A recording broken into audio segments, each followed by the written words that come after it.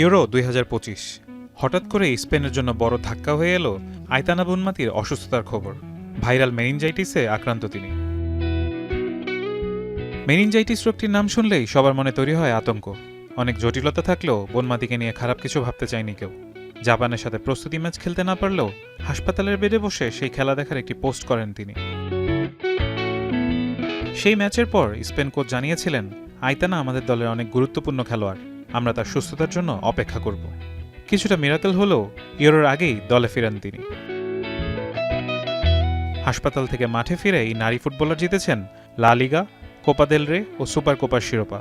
যদিও ভাগ্যে জোটেনি champions league ও European চ্যাম্পিয়নশিপের শিরোপা, তবে দুই প্রতিযোগিতায় নিজের দ্যুতি ছড়িয়েছেন তিনি, হয়েছেন টুর্নামেন্টের সেরা খেলোয়াড়। সাম্প্রতিক সময়ে ফুটবলে গড়লেন ধারাবাহিকতার এক অনন্য রেকর্ড। টানা তৃতীয়বার ব্যালন ডি অর জিতে কৃতিত্বে ছিলেন মিশেল প্লাতিনি ও লিওনেল মেসিকে।